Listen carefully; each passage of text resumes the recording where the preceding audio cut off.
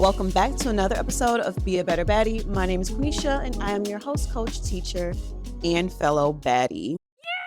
If you are new to the channel, thank you so much for coming here. I'm so excited to have you. If you are returning, welcome back, baddie. I am so excited to have you back as well. Today, we're talking about how to be consistent. We've been talking about goals a lot. I love goals, if you couldn't tell. Everything that you want in life requires consistency and discipline of some sort. Though it is cliche, it's still a hard thing to do. It is still a hard thing to maintain discipline and consistency, especially if it's something that's not necessarily embedded in you from a young age. So, the thing that is going to help you achieve your goal in 2025 isn't the list of goals that you created, it isn't the vision board, it's the work behind the goals that you set. It is the promise to keep showing up for yourself. It's consistency. Now, a few episodes ago, I talked about confidence and how consistency was one of those foundational pillars in building your confidence. And if you haven't watched that video, I suggest you go watch it. I want to start off with this really, really strong sentence. It's going to ground us for this whole video. Consistency breeds confidence, clarity, and control. Confidence consists of you engaging in repeated actions that build trust in your abilities and show that you're capable of achieving what you set out to do. Clarity comes when you engage in something consistently, and it helps you refine your goals and priorities, and it's going to give you a clear sense of direction over time. And then finally, control.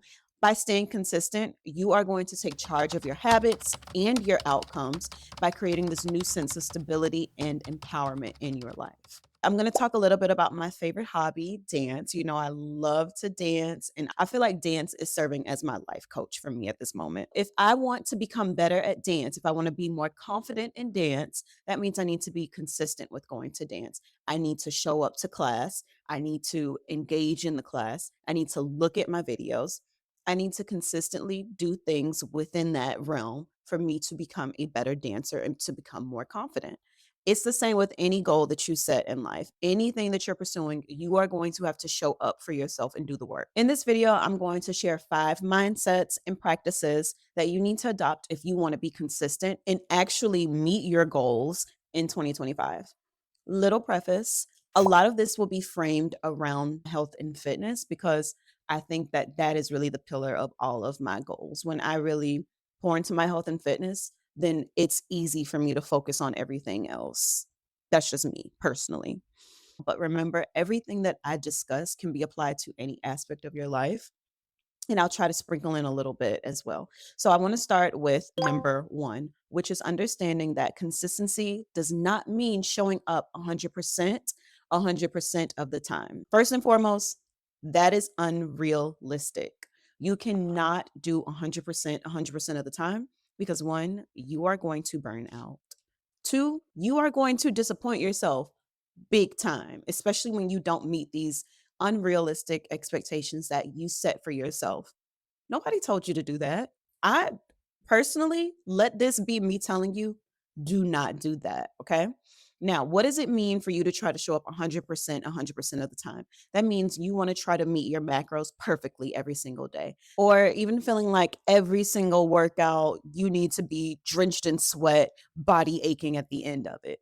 That is not how you approach your goals, and that is not how you become consistent with anything. You are allowed to have off days.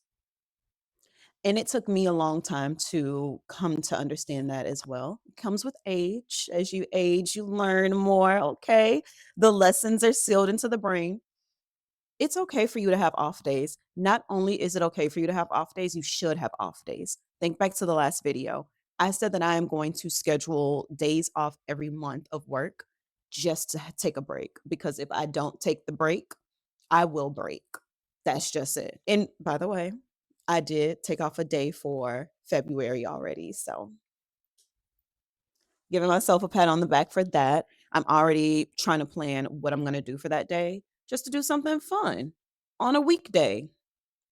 The reason why a lot of us don't want to take off days is because we don't see a purpose in them. But I guarantee you there is a purpose. The purpose of your off days are to rest, restore, and reflect. Rest, restore, and reflect. When you take an off day from working out, you're able to physically rest, restore, Your body is not being put under stress for that particular day. Working out is stressing your body out. So you get to restore your body, your muscles get to kind of relax, do their thing, and you get to reflect. I actually didn't feel good doing that move the other day. Maybe I don't want to do that. Or maybe I need to practice doing that move. Next time I do that workout, I'm going to do it body weight first and then progress with more weight.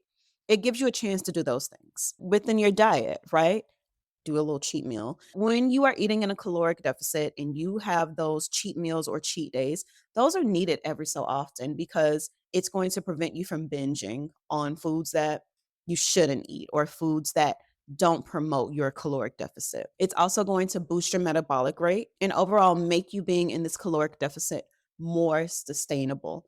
This is all backed by science. So if it applies to your diet, if it applies to working out, it's going to apply to every other aspect. So if you're working on a goal at work, you don't have to be 100% of the time. And I think women of color, first generation, me, I'm a triple whammy. I'm a woman of color, and I'm first generation.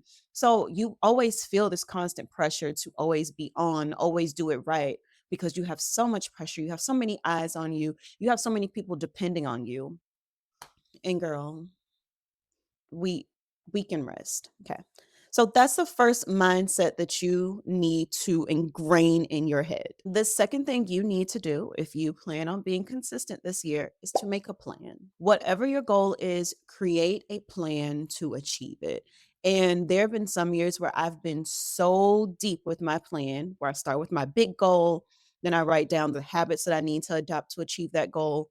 Then I talk about the daily actions that I need to do to achieve that goal and so on and so on. You can be that deep, or it can just be writing down your workout plan. I personally write down my workouts. It could be me going on ClassPass and signing up for the class. And then I also add it to my calendar. So I know it's on my calendar. This is a result of me already having these systems built in. I know that I will look at this paper when I work out. I know that I always look in my calendar. This is a part of my everyday life. Planning is a part of everything. Even with my meals, I plan out my meals, I plan out my grocery list. I don't just on a whim wake up and decide, what am I going to eat today? For most days. For most days. Because some days I am wondering, what am I going to eat today? Because remember, consistency is not being 100% of the time. Now, when you create a plan, this is you just removing friction when you are trying to adopt a new habit, create a new system, achieve a new goal, do a new thing, be future you, whatever phrase we want to use, you need to be in a position where you don't have to worry about what you're going to do.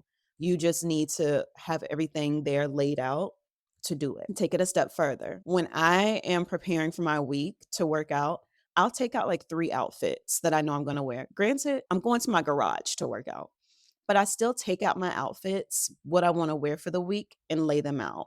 That's 3 days worth of clothes already gone. I've removed one decision from my head. So that means when I wake up in the morning, I don't need to now pull out my workout clothes, look through and figure out what I wanna wear. All I need to do is look at the 3 outfits I have chosen. I'm like, "Okay, I'm pulling this one." And I wanna take it a step further. I recently learned about something called implementation intention. The thing about it, about me, is I feel like a lot of these things I do naturally. I had no idea that there was research behind a lot of the things that I do or why I even do them. And of course, the things that I do, I've learned from somewhere else. But the fact of knowing that there's actual research behind some of the practices that I've just adopted over time is mind blowing. And actually, it makes me feel awesome. So, implementation intention is basically this self regulation tool that bridges the gap between the goal that you want to achieve and the actions that you perform. And it uses an if then framework. So, you use these if then statements to pre decide what you're going to do in a particular scenario. If my goal is to drink more water, my statement would be if I finish my cup of coffee, then I'm going to have a full glass of water. It's more so automating things for you, getting rid of that decision fatigue. So when you think about things that you want to do, I told you I'm going back to working out. If I don't work out in the morning with my planned workout, then that day I still need to hit 10,000 steps and do some type of workout with my 5 pound dumbbells because I obviously didn't feel like working out that day. So I'm just do something little. It could be a 10-minute workout, just doing some upper body stuff. just to get a workout in. Even your worst workout isn't a wasted workout. So plan your day, make a plan, make a contingency plan, and keep going with that. Remember, everything doesn't need to be balls to wall. Now, this third one just may be fitness related, but diversify your workouts, diversify your meals, at least for me. Though I know that you have to be consistent, fitness and nutrition can be boring, especially when you are pursuing a particular goal. That is the easiest way for me to lose interest. The way I diversify my workouts is I have different workouts. So I work out in my garage. And just to go into a little bit more detail, I do one upper body day, two lower body days, and that's typically what I just do in my garage. Another at home workout I'll do is a mat Pilates with Move with Nicole. And then I do Pure Barre, and I also do dance classes. That's my weekly rotation of workouts that I engage in. And I think they all serve a great purpose. My strength training, obviously, we need to lift weights, get stronger, build those muscles, build your bones. Second thing that I do is mat Pilates and bar. I think that both of them serve for my flexibility and my mobility. Flexibility and my mobility. Pure Barre and dance class are more of the social fitness thing. All those workouts are diverse. They work together though. They definitely complement each other well. In terms of my meals, I need to have diverse meals. I cannot eat the same thing all the time. And there are times when I'm literally just like, I just want some shrimp, some rice, some broccoli, and call it a day. I don't want to eat anything creative. And there are times when I'm like, I need a curry chicken. So, how can I track that? And it's gonna be very difficult, and it probably won't be tracked accurately, but I'm gonna track it as best as I could. So, that's just me. I need diversity. I need to shake it up every once in a while because I get bored easily, and I need to keep things fresh so that I'm always craving it and I will always pursue it. That could be a personality flaw. I don't know because it definitely doesn't sound like it could work in other aspects of my life, but I'm doing okay. The fourth thing that you are going to do if you are ready to be consistent and achieve your goals this year is track your progress. I've talked about trackers so many times. I love trackers. It is the educator in me. Humans love to see patterns. Let's go back to elementary school again. Your teacher had that tracker up, whether it was like a green smiley face, a yellow straight face, and a red sad face, or a check mark, or whatever it may be. 9 times out of 10, your teacher had some type of behavior tracker up in the class for everyone to see. And you noticed that pattern, and you took that pattern and you made a decision from it. We're going to do the same thing as adults. So you saw that you had green smiley faces across. That means that you internalize it. You are a well behaved child and you want to continue getting green smiley faces. And when you get that yellow straight face, you're like, wait, I broke my streak. This is not, this isn't who I am. This isn't what I expected from myself. Let me get it together. Now, if I was a child that constantly got yellow straight faces and I happen to get a green one, I'll probably be like, hmm, I'm usually pretty average, but today I did good. Now, I'm not sure if they still use behavior trackers in that way in 2025. I don't foresee this current generation of parents being okay with that, but that's another conversation for another day. Either way, we are humans. We like to see patterns. That was an example of a tracker. Now, the reason I love trackers allow you to monitor your progress over time, which in turn is going to serve as a source of motivation for you. And you know, motivation is not easy to come by in these days. So let's pretend we have a fun goal. Let's pretend that our goal is to try 100 different types of cheeses by the end of the year. I guess there are 100 types of cheeses. I don't know. But let's say that that's our goal. You have this tracker and you are writing down the cheeses that you tried and you're rating them. This is going to serve as a motivation for you because you're like looking at all of the different cheeses and you're like, okay, I need to try this one. So that means when you go out next time, you are going to fish for a different type of cheese to make sure that you can add to your tracker. Duolingo and other apps do a great job of this. You're on a streak and you don't want to break that streak. So you do your Duolingo practice, whether it's 5 minutes, 2 minutes, you make sure you get on the app. Again, because I'm going to go back to the top of the video, consistency does not mean 100% of the time. Every time you get on Duolingo, I know you're not doing what you fully should be doing to fully take advantage of the app. Sometimes doing the bare minimum, and that's okay. The bare minimum can be enough sometimes. So I really appreciate those apps that send those reminders. I love my food tracking app because it sends me reminders to track my food, because sometimes I'm like, oh, I just ate the same thing. I don't need to track it. But it's helpful to go in, track it, see how things are going. The second reason I really love trackers is because they can serve as this nice accountability partner that reminds you, hey, you slacking. You need to get back in the studio. Let me go back to our fun goal of eating cheeses. Let's say that 3 months have gone by and I'm stuck at 47 cheeses and I know I want to try 100. That tracker, and remember, the tracker needs to be visible. You can't have a hidden tracker and expect it to be effective. It's something that you need to have on your wall, your computer, it just needs to be visible for you to see it. If the tracker is invisible, it doesn't serve a purpose. If the tracker isn't something that you visit every day, it doesn't serve a purpose. So that should have been number 1. But let's say you haven't been trying your cheeses. Seeing the time go by and you have not tried new cheeses, that should motivate you to go get some new cheeses, and it should get you back focused on your goal of trying all the cheeses you can try. Another great thing about trackers is that it's going to help you identify those weaknesses. You can see patterns and make those data-driven decisions. So I'm going to go to my food tracking app. When I look at my app for the week and I'm like, I didn't really have that much protein this week, or I didn't have too many carbs this week, or I have way too much fiber. That's why my stomach's been hurting. You can look at your tracker, identify these gaps, and then make a data driven decision to fix it next week.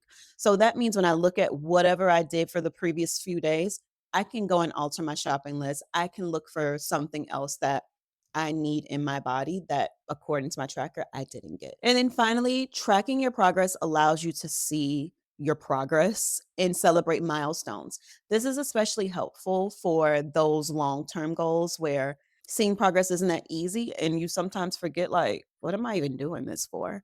So if you are working towards a certain shape, figure, body comp, lose weight, gain weight, progress videos and progress pictures work as a great tracker to get you back on track and help you celebrate those milestones. So I know for me, when I lose weight, it is hard for me to see the progress. So I've been using progress videos just to see those differences. And that has been extremely helpful in helping remotivate me, helping me stay on track, and helping me even celebrate milestones, because sometimes I see the scale move, sometimes it doesn't. But I think the pictures and the videos really tell the story. And finally, the last practice that you need to adopt if you want to achieve your goal in 2025 and finally start being consistent is to prioritize the thing that you are working towards.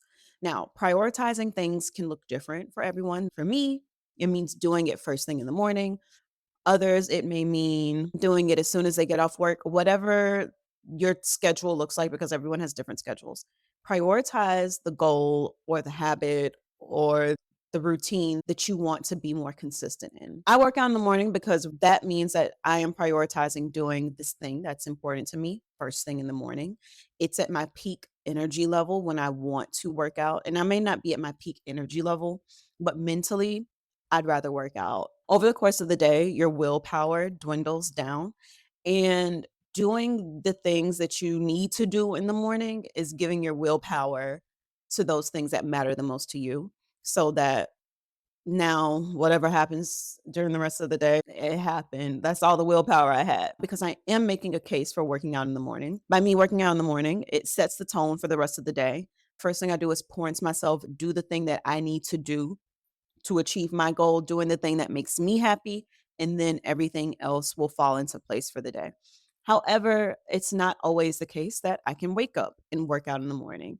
So that means that I need to squeeze it in at some other point of the day. And that goes back to the implementation intention that we talked about. So if I don't work out in the morning, then I know I'm going to hit 10,000 steps and still do some light workout. But even by doing that, I am prioritizing working out, because I am taking note that, hey, I didn't wake up and do this thing that I really wanted to do, but I'm still going to make time to do it and squeeze in some movement at some point during the day. When you continue to prioritize the things that are important to you, you're placing a high value on these things, and you're also creating predictable patterns for you that will allow you to fall in line and become more consistent. So, those are my 5 tips for you to become more consistent this year and actually achieve your goals. I want to bring it back to the sentence that I stated at the beginning of this video. Consistency breeds confidence, clarity, and control. The more you do something, the more confident you become in that thing, the more clarity you gain around why you want to do it, how you want to do it, and the more control you gain of your life. I hope that you all enjoyed this video.